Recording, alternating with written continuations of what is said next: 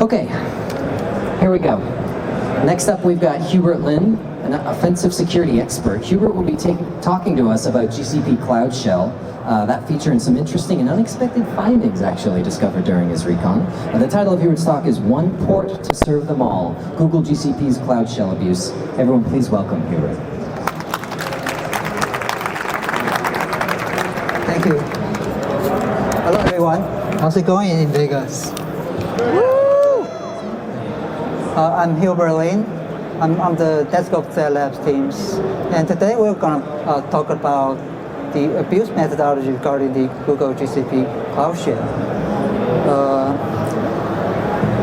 At the beginning, we'll be talking about what a Cloud Shell is. And after we initiated a Cloud Shell instance, we have some recon and what's the finding we found during the discovery stage, and how we abuse one of the open port we found to further have more impact to the users. And then we'll talk about the mitigation and how we can countermeasure this kind of abuse. So let's talk about what's the Cloud Shell. Cloud Shell is basically a web GUI interface terminal that you can access your cloud resource or manage your cloud resource. And in the Cloud Shell instance, the vendor actually preloaded or pre-installed a lot of useful tools, especially those related with the cloud access in GCP, such as gcloud or gsudo, something like that. And for developer, it also has a lot of program language installed, so you can have your testing or staging apps running or testing on the Cloud Shell instance. For Cloud Shell instance, it has a pretty short lifespan according to your activity. If you have, for Google, you have inactivity for more than 60 minutes, it will get you disconnected and you might lose your sessions. But the Shell instance has a few gigs of persistent disk that we can use, which we can save a lot of useful tools or scripts or even your configuration for later use. So once we have the Cloud Shell instance launched, we have a map scan against its egress public IP as well as its private IP. From the list above, we found 2 open ports that is publicly accessible, but the result is quite inconsistent to what we found to the private IP results.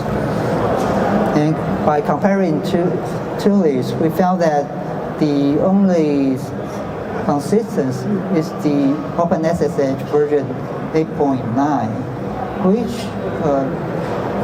with extra observation by using TCP dump as well as netspace, we can further understand that in netspace, we see that port 22 is used by SSH daemon, and through the TCP dump, we can observe that this SYN packet observed from the port 922 is actually from external port 6000. So that's the basic idea of the current port exposed. Before we move on, there's another feature called the web preview. Web preview is an extra feature in the Cloud Shell that provides the developers to test their own applications through an extra HTTPS layer.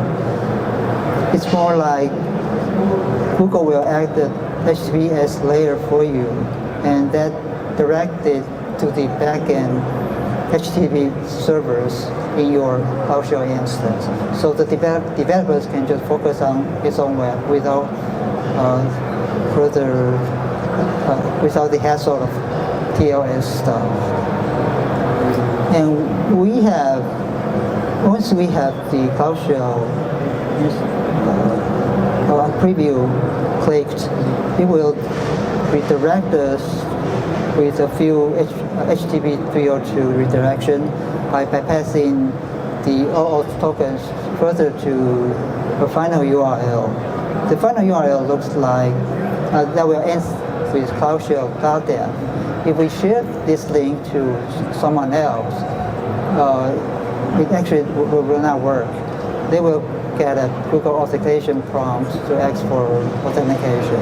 Actually, this URL is only for the user that launches the Cloud Shell instance.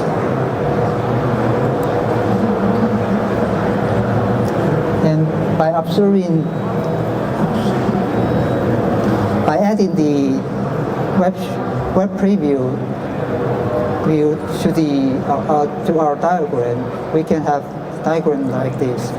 On the left-hand side, we have authenticated users that can access our web service through an identity-aware proxy over the HTTPS.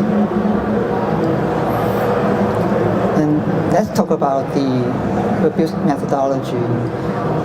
From this diagram, we only have control over the blue area, the container part. So by a little hacking in the Netfilter in Linux, we can redirect the traffic through the 922 to several different services based on where they connected from. The idea is quite simple. This is part of the diagram of the Linux Netfilter, and we can have control in the pre-routing chain in the NAT tables. And by adding extra granularity to the firewall rules, we can control how the packet flow to our internal services. From the shell script below, we have 3 different CIDR blocks defined. For the first one, the SSH for attackers like you guys. And for the last one, with the widest range for the rest of the world. So we first match with priority keeps in mind. We insert the rule that has the most widest range first and the most narrowest one in the end. And after we apply the firewall rules, we can have a path like this. So on this diagram, the users connected from the side 1 will have SSH service to port 6000, and for users from side 2, they will have a SOC server. And for the rest of the world, if they connected to the port 6000, they will have an HTTP server.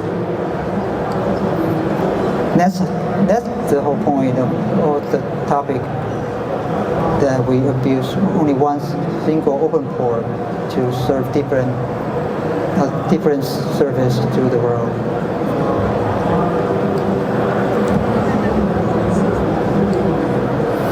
And through the green path for the rest of the world, we somehow can bypass the IAP proxy earlier than we need to access the web servers. So this somehow we can get us bypass to that proxy and direct access to our web, to our internal servers.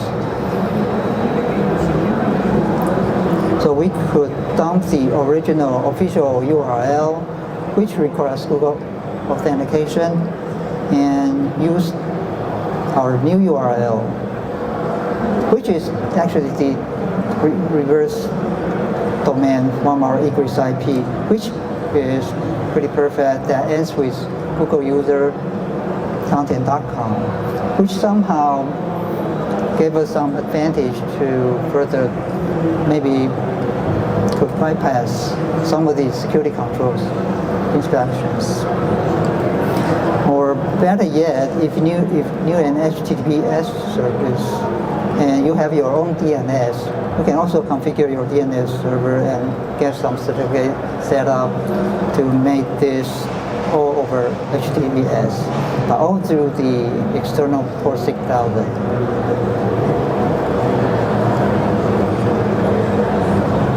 So let's talk about the impacts. The first impact is the web preview of bypass we earlier talked about, and by doing so, we could further, since the server is publicly available to the world, so we could do something evil, maybe by distributing malware to that port, or we could do some more evil stuff by exfiltrating the cloud resources to the web service.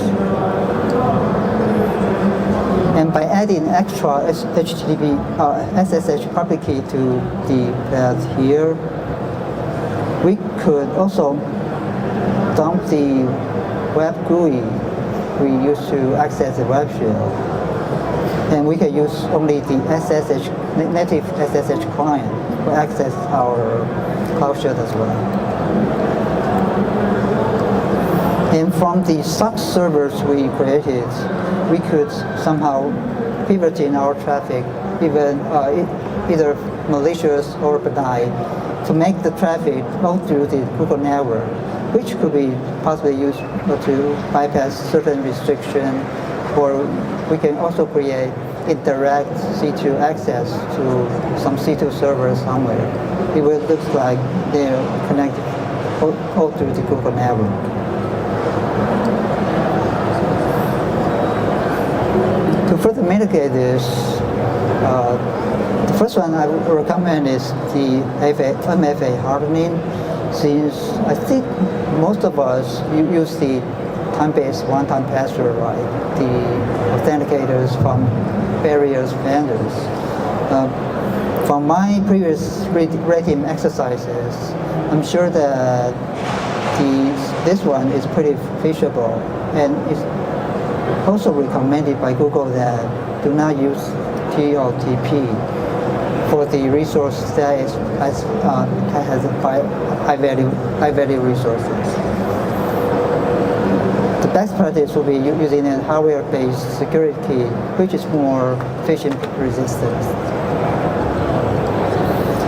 And the second one is we can have a review of our access control of the Cloud Shell to see if it's really necessary to allow certain users or certain groups of users to have that privilege.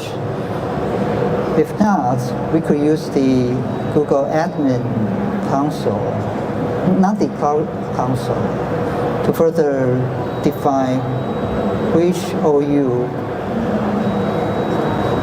could or could not have that Cloud Shell access privilege.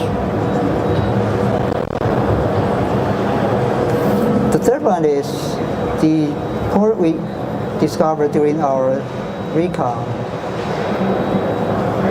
That it's pretty unusual that Google has these two ports exposed to the world, which I think is not necessary for the user, since we probably don't need to expose these two SSH service to the world. So maybe they could somehow mitigate that or make it more private to the world. And last but not least, is the principle of least privilege. We can review all our resource IAM roles and the permissions we've been assigning to them through a few tools provided by Google, such as the IAM policy analyzer as well as the recommender. In recommender, they have some kind of AI model that can learn the permissions used in the past 90 days. And it will give you some insight to show you if certain permissions is overly granted and which permission you can remove. Or even you can use a more less privileged IAM role to get their drop down. This is a disclosure line of these abuse to Google. I've disclosed it around April, and they have more than 100 days to mitigate this.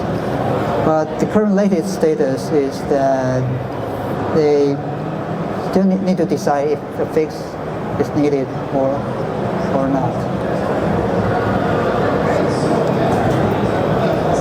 Yeah, that's all for me.